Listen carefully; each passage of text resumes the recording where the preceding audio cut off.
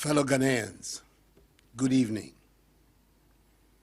Today is the 15th time since the virus came to our country some 5 months ago that I've come to provide you with the status of our coordinated efforts to defeat COVID-19. I must thank you again for welcoming me into your homes. And I must repeat how proud I am to be your president in these difficult times. I appeal to all of us to continue in our individual and collective efforts to help contain the spread of the virus in our country. We've been through several phases of the fight against the pandemic. We've put in place restrictions to our everyday lives, indeed, some of which still remain, and we've gradually moved to restoring normalcy in some aspects of our lives. Over the last few weeks, the cap on the number of persons going to church and mosque has been lifted, albeit with strict social distancing. Our final year students in university, senior and junior high schools have returned to school to write their final examinations. And the Electoral Commission has just completed the successful compilation of a voters' register ahead of the conduct of the 2020 general elections in December. On behalf of the people of Ghana, I congratulate warmly the chairperson of the Electoral Commission, Mrs. Jean Mensah, her two deputies, Dr. Eric Asare Bosman and Mr. Samuel Tete, and the entire Commission for the efficient, safe, transparent nature of the registration exercise, where for the first time in our nation's history, Ghanaians were provided with daily updates of the numbers of eligible voters registered, together with specific age, gender, regional breakdowns, and breakdowns of identity documents. All eligible voters were given the unfettered opportunity to register, a process that was fully embraced by the mass of the citizenry. Of course, there were genuine and understandable concerns about conducting such a complex exercise involving millions of citizens at this time. But at the end of the day, Ghanaians did their civic duty by going out to register, having found that the process was overwhelmingly orderly, peaceful, and safe. However, there were those who expressed various degrees of hysteria and negativity towards the exercise, with some who saw heaven and earth to resist the compilation of the register at the peril of their lives, ending up registering. There were also those who offered delicate personal sacrifices in the event of the register, again ending up registering.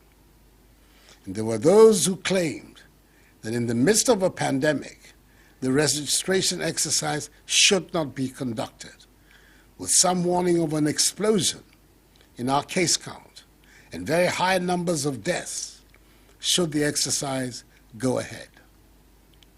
By the grace of God, the work of the Electoral Commission and the effective measures put in place by government, these prophecies of doom did not materialize. There were nonetheless deeply regrettable, isolated incidents of violence, which I condemn unreservedly, and which I expect the police to deal with without fear or favor. But the exercise was generally peaceful. The Ghanaian people have, by the conduct of this exercise, demonstrated our commitment once again to consolidating our status as a beacon of democracy on the continent and in the world. The professional Jeremiahs and naysayers who seek cynically to make a profitable industry out of spreading falsehoods, fear, and panic, stoking divisive ethnic sentiments, underestimate the resolve and the determination of Ghanaians to build a united, democratic, peaceful, prosperous, and happy Ghana. We will continue to work hard to prove them wrong. Fellow Ghanaians, when I delivered update number 14, some 3 weeks ago, I indicated that a closer look at the data points to the fact that we are steadily on the path towards limiting and containing the virus and ultimately defeating it. And I requested all of us to pay particular attention to the number of active cases. As of 24th July, the number of active cases, i.e. persons with the virus, stood at 3,307. As of Saturday, 15th August, 3 weeks later, the number of active cases stands at 1,847. This is a clear indication that government policies are working. Currently, there are no recorded COVID-19 cases in the Northeast, Savannah, Upper East, and Upper West regions. And I charge their residents to do everything possible to maintain that situation. Greater Accra, Ashanti, Central, Eastern, and Western continue to be the regions with the highest number of active cases. Thus far, a total of 40,567 persons have recovered from the virus. This means our recovery rate has improved from 89.5% to 95.1% in 3 weeks. Our death rate continues, mercifully, to be low at 0.5%. Happily, there are no backlogs of tests at any of our testing centers, meaning the situational reports are up to date. Indeed, test results that used to take weeks are now available within 48 hours. We have so far conducted 427,121 tests. These statistics undermine as unfounded the claim that Ghana has lost the battle to defeat COVID-19. There can be only one simple reason for this baseless assertion, and that is political expediency. But as I have said before, do not begrudge those who make such statements. They need to make them to continue to try to stay relevant. Our health workers will forever be in our debt for the dedication they have put in to ensure these impressive statistics. We can help them even further by continuing to adhere to the social distancing and hygiene protocols we have instituted to stem the tide of infections. I've been encouraged by the results of a recent survey conducted by the Ghana Health Service into the use of face masks at selected locations in Accra in the month of August. It revealed that the overall intention to use face masks at the sites surveyed was very high, with 82% of persons surveyed possessing a mask. I believe we can do even more and better and reach 100%. However, the same survey demonstrated that only 44.3% of those who have the mask use them correctly.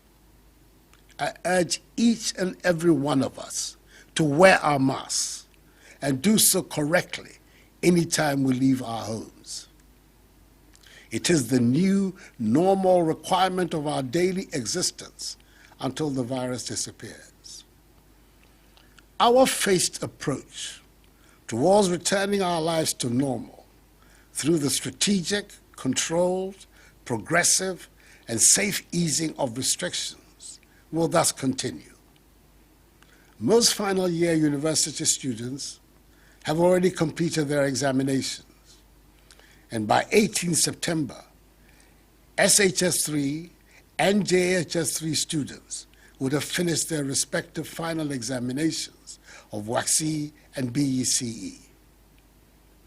As a result of reports I have recently received that some final year JHS students were going hungry in complying with COVID-19 protocols, I've just instructed the Minister for Gender, Children and Social Protection to begin preparations to ensure that as from 24th August up to 18th September, all 584,000 final year JHS students and 146,000 staff, both in public and private schools, be given one hot meal a day.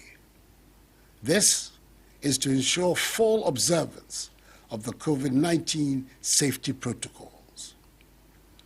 Through online learning portals, almost all continuing students in our universities have completed their studies for the academic year.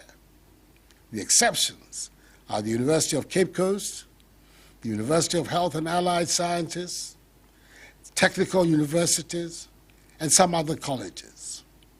After extensive stakeholder consultations, the decision has been taken for continuing students in these tertiary institutions to return to school on 24th August to finish their academic year. Just as was done for final year students who returned to school, government through the Ministry of Education and the Ghana Education Service will ensure that all these tertiary institutions are disinfected. Universities will be equipped with the necessary personal protective equipment, and those with their own hospitals and clinics will have isolation centers to deal with any positive cases. All other institutions without their own clinics and hospitals will be mapped to health facilities. There will be no mass gatherings and no sporting activities. Religious activities under the new protocols will be permitted. Social distancing and the wearing of face masks must become the norm on campus. The Ministry of Education continues to engage the Ghana Education Service and all relevant stakeholders to conclude discussions on the modalities surrounding the opening of our pre-tertiary schools. I will communicate in due course the decisions that will be reached from these consultations. You can be rest assured that I'll always take into prime consideration the safety and well-being of our children, teachers, and non-teaching staff in the decisions that will be taken, because I'm determined to ensure that the education of our children is not unduly disturbed by this pandemic. I know many still ask whether our borders, especially our international airport, Kotoka International Airport, will be open. Under my instructions, the Ministry of Aviation, the Ghana Civil Aviation Authority, and the Ghana Airports Company Limited have been working with the Ministry of Health and its agencies to ascertain our readiness to reopen our airport. I want to ensure that we are in a position to test every single passenger that arrives in the country to avoid the spread of the virus. The outcome of that exercise will show us the way and determine when we can reopen our border by air. I'm hoping that by God's grace, we'll be ready to do so by the 1st of September. Until further notice, our borders by air, land, and sea remain closed to human traffic. For Ghana residents stranded abroad, special dispensation will continue to be given for their evacuation back to Ghana, where they will be subjected to the mandatory quarantine and safety protocols. Beaches, pubs, cinemas, and nightclubs are still to remain closed until further notice. The limit on the number of persons who can attend conferences, workshops, and award events has now been lifted, subject to the maintenance of social distancing amongst participants, fresh air ventilation of the premises, and a 2-hour limit for each session. I know that the pandemic has adversely affected many lives and livelihoods. It is for this reason the government has implemented several measures, such as free water and electricity, and funding to support small businesses, and tax relief, amongst others, to cushion the effect of the pandemic. We are not providing freebies.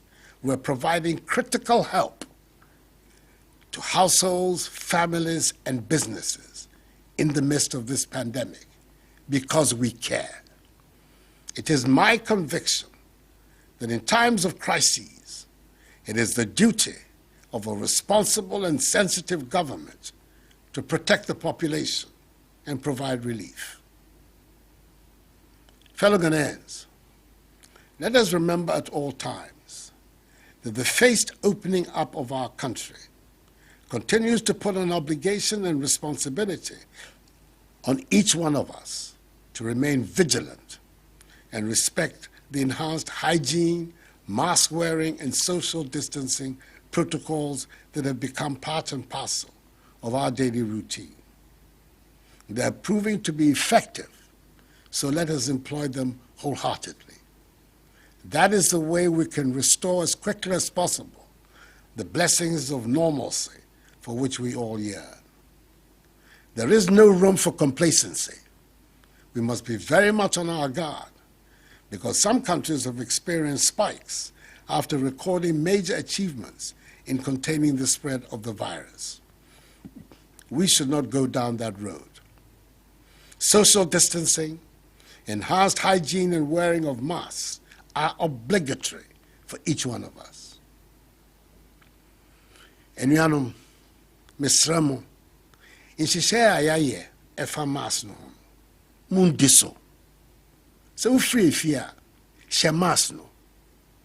Ɛno na ɛbɛbɔ yɛn ho ban, ama yɛtumi apam yareɛ yi ɛfiri yɛn man mu. Anyamime, mimpa nyefae, gbɛgyia no ni wɔto, ɛha mask ɛ, nye yia no. No ni ba wawo, ni wonye, wɔhwɛ helane, kɛgye wɔ mam na ani. Game, ni nye ye homowo, mi ha nyefe, afio, afi. Fellow Ghanaians, the remarkable nature of us, the Ghanaian people, the first colonized people in sub-Saharan Africa, to gain their freedom and independence from foreign rule, is manifesting itself again. In the midst of the pandemic, we've been able to compile a voters' register, arguably the most credible voter register in our history. Our democratic institutions continue to function effectively. There continues to be vigorous public debate on issues of public policy. Respect for the rule of law continues to be central to our governance. Our economy, despite the severe shocks of the pandemic, is proving to be resilient and is poised for rapid recovery. Our agriculture is performing so that despite the disruptions of the pandemic, food is still abundant in our markets, and the virus itself is being fought systematically. Indeed, a stronger, healthier Ghana is being built before our very eyes, and the great majority of Ghanaians can see it. Let us continue down this path so that the dreams of freedom and prosperity that inspired the great patriots who founded our nation can find expression in our generation. We can do it, so let us continue to work hard towards attaining our goal. This too shall pass, for the battle is the Lord's. May God bless us all in our homeland, Ghana, and make her great and strong. I thank you for your attention, and good night.